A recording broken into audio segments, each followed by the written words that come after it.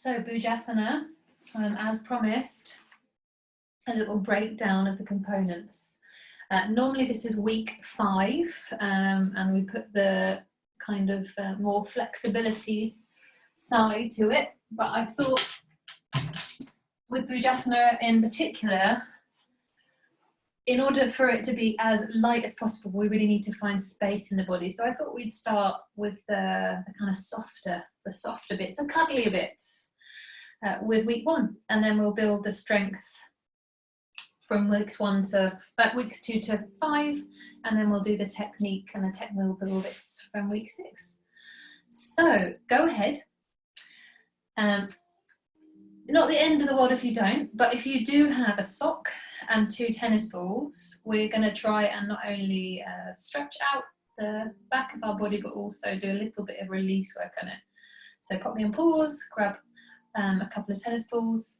It'll even work if you grab a sock and put 2 socks rolled up tightly inside as well. So that you've got like a little divot in the middle of the socks. If you want a strap, we'll be doing those single leg hamstring stretches, great. If you would like a block, I know there's lots of equipment. If you would like a block or a cushion for frog, also fine. Right, hopefully you've got me on pause and you've come back with all of those goodies. So we're gonna start by laying on our back. In order to get the most out of the length of the muscles, we need to make sure they're actually switched on and engaged and warm. Otherwise, the length is not going to be as much as it could be. So if we're thinking about the hamstrings and the glute and the back, it means that we want to work that whole side of the body. So gently lift the hips, come into a nice warm bridge. Back of the head just nuzzles into the ground.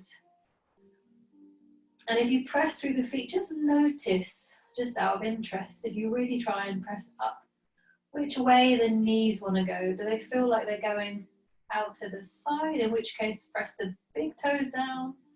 Or do they feel like they're kind of caving in the center, in which case press the little toes down?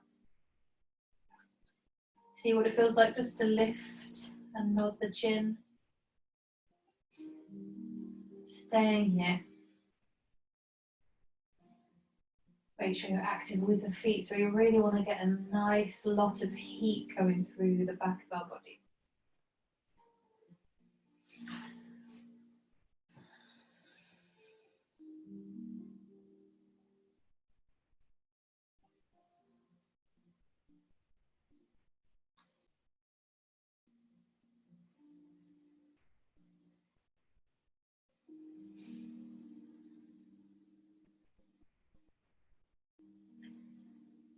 And then gently let go. Should feel like that whole back of the body is nicely activated. Should know that it's there. Left leg across on the floor. Right knee hugs in. If you've got a strap, brilliant. It's not the end of the world if you don't. With that right knee hugged in, I can't be bothered to loosen my thing. With that right knee hugged in, very gently straighten the leg. If it means the leg is quite close to the ground, fabs, but just keep the leg, the knees straight.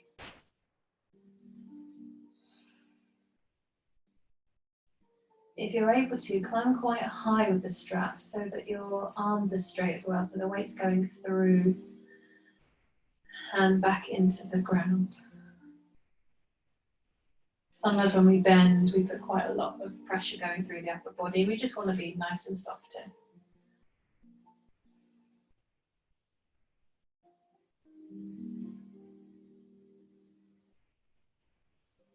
And once you've been there for a few moments, just take a little tiny circle. Just trying to find any parts of the hamstrings that want to get involved.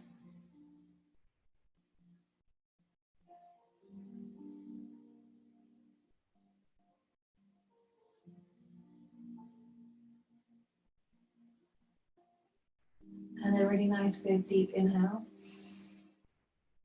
And if the body agrees with your idea, exhale. Bring the leg a little bit closer. Staying at effort level 7, no more. So there's a definite sense that you could go deeper, just being happy where it is.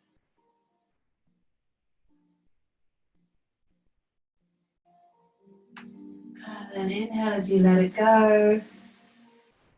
Exhale as you pop it down.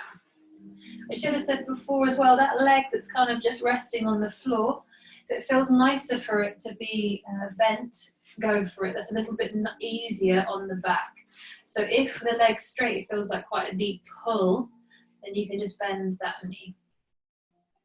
So same again, we climb up the strap, we draw the foot close in.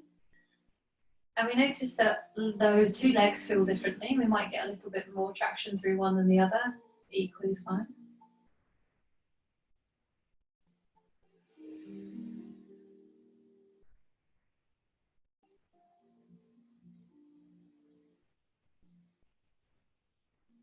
And then those small circles.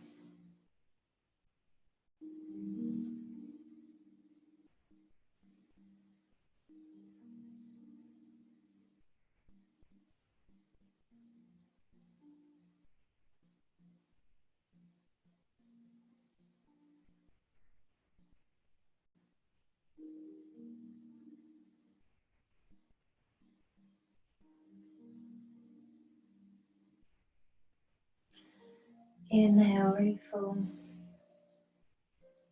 And exhale, a little bit closer.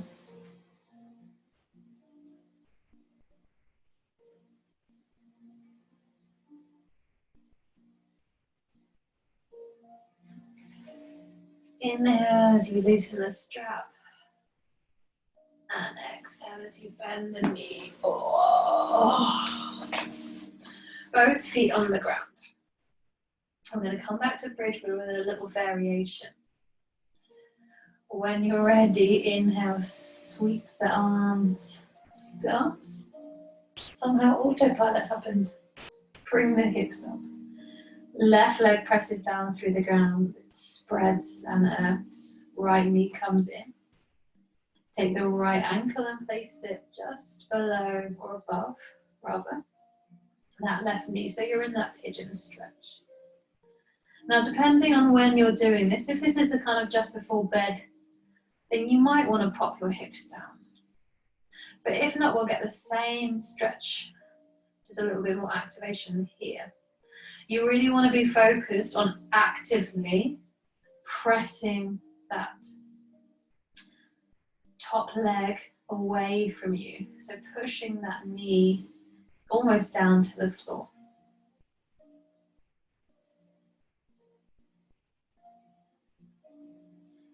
And then wherever you are, lower the hips. Take that leg off. Inhale, hips rise. Left leg makes its way to the top of the right knee. And again, you're thinking about really pushing and pressing that hip out. Squeeze the glutes. Flex the foot if that feels nicer. Really squeeze and rotate. You should feel something quite deep in those rotators. If it feels a little bit too kind of claggy, just let the knee be soft again.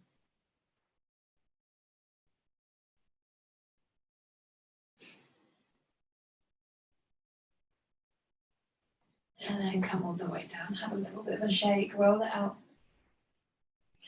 So we're coming to release the back. Grab your balls. They're going to start lower back.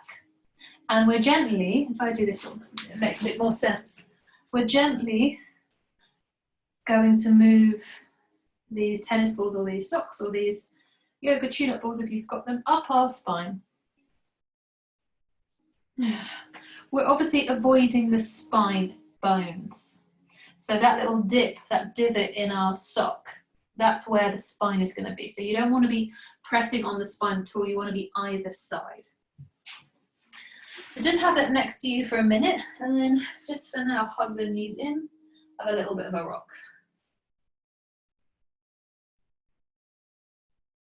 Yep. Maybe side to side feels nice.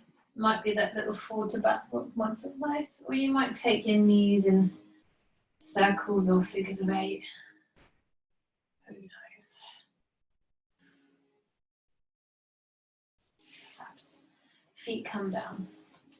Grab your socks, your tennis balls, whatever you're using, lower back. So we're not on the sacrum, we're on lower back. Just before you start to kind of just before you start to lower the weight down, just notice how it feels. If it already feels a little bit intense, then maybe you keep pressing with the feet and you don't lower the weight down on it. If it feels all right, you can gently lower the tailbone, the sacrum down into the ground.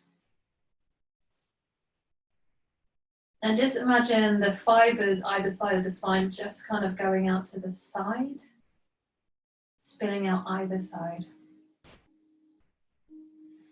Use your feet, press the ground, gently lift the back off, slide your equipment or your whatever you want to call it up your spine, maybe ½ an inch, and then rest back down. If at any point the sensation feels pleasant, but it feels like maybe you want a little bit more, it feels like this is the right kind of action, but you would like a little bit more, and depending on where you put your balls, tennis balls or whatever you're using, you can take your feet off and tuck gently in. That's really going to increase the amount of weight going through there, so just take it easy, go slowly. So moving the balls up, letting the weight sit down, just staying with it. Feel free to take those little rocks. Another thing you can do, so you can be still, you can literally just let the fibers just spill over. You can obviously move the knees in close, just for a second and then pop them back. But another thing you can do is press down. So engage through the core and push the lower back down into the socks or the balls. And it might be that this feels so nice that you kind of put me on pause and you can spend a good 10 minutes doing this, if not longer. So every time you move, you let the fibers settle, give them a chance. Your choice to tuck in, your choice to push down. So pressing with the feet, drawing the belly down, hollowing. Or your choice just to be still. If you find areas that feel really lovely, just spend a little bit longer there. So often, just as we get to kind of the top of the diaphragm, so where the ribs join to the bottom of the sternum, that feels really nice to spend a bit more time.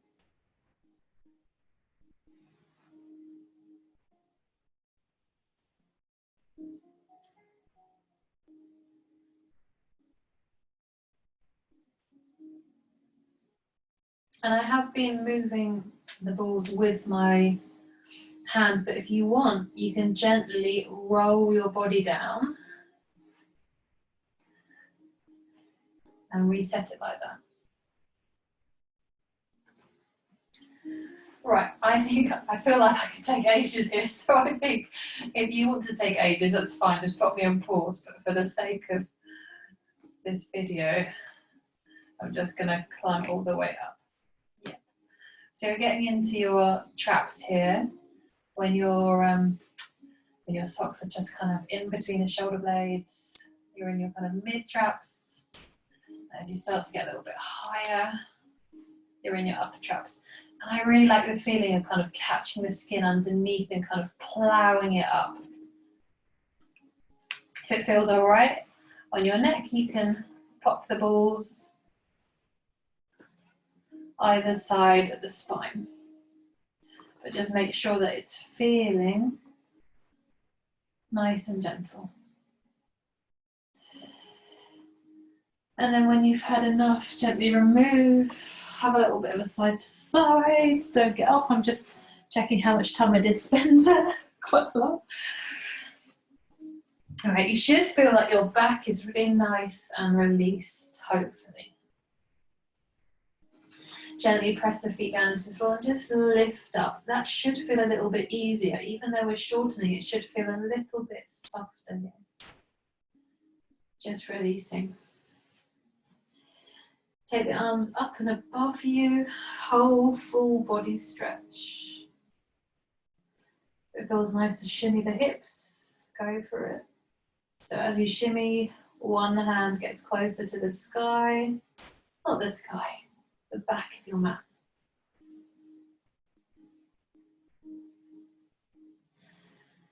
And then carefully roll down.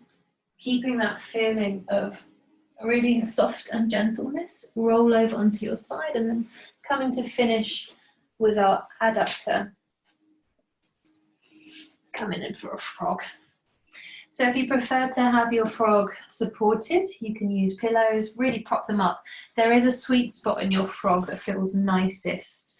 If it feels too effortful, you probably haven't popped the blocks high enough. So you want to possibly go long ways on your mat so that your knees are on the mat rather than on the carpet. So the opposite way that I've just done, just so I can show you what's sideways. Take a look, your knees want to be straight above your ankles and then your knees want to be straight out from your hips. So you can certainly have a little bit of a rock forward and back, just see what feels the nicest. We are trying to find inner thighs. They've disappeared. Once you find them, you can come onto your forearms. Yeah. And just like before, if you're doing this in the evening and it feels restful, then just allow the weight just to come onto the block. I like to put my block just underneath my bra line. But if you're doing this and you want to keep a little bit of activation, press the knees into the ground and imagine squeezing the knees together and then releasing them. Press the knees into the ground. Exhale, squeeze the knees together, gently lift the core. Gently relax. Exhale, squeeze and lift. Inhale to release. 5 more. Exhale, squeeze and lift. Inhale. Exhale. Inhale, last 2. Exhale. Inhale, last 1. Brilliant. Walk your hands back in. From here, you can come really nice and easy into a wide leg down dog. So press the toes, lift the hips, and you find yourself into a nice wide down dog here. In your wide down dog, you can slide from side to side. Still feeling the inner thighs. And then we finish in happy baby. And while you're in happy baby, if you can be bothered, you can have a look to see where we're going with Bhujasana. So happy baby, knees are apart, thighs are close into the body. Sacrum, lower back stays down, head stays down. From here, the hands come over the shins and just press the thighs closer into. Hopefully you'll be able to feel thighs on rib cage. Keep the thighs on the rib cage. Slide the hands in between the thighs and the calves and open up. If it feels all right, grab hold of the toes and keep the thighs on the rib cage. If you notice that when you do that, the tailbone kind of lifts up, just let go, come back into here. Of course, if it feels really lovely just to catch the toes, stay with it. You might just want to rock. It's not the end of the world as the back is curving. So we're going to spend a good 6 breaths there while I take the time to think about Bhujasana. So part of the reason that Bhujasana is a challenging arm balance is the flexibility required. So if we can get that, suddenly our leg is a lot lighter. The further down our body the leg is, the more we have to lift it. If we can literally wear it, then we're taking the weight through our bone structure, less through the muscular. So while you're in Happy Baby, last 4 breaths, just notice how that position of your legs echoes what we're going to do in Bhujasana. So when you think about it, I'm hugging the knee that's going to be on my shoulder in, really close. It's got to be really close. From here, I rotate it out a little bit. So think about pigeon in order to get it over the top of my arm. Brilliant. So back has got to be flexible. Hamstrings have got to be flexible. Inner thighs have got to be flexible. And I've also got this rotation. If it's quite low, it's going to be quite heavy. It's not on my torso anymore. It's kind of my hand that's lifting it.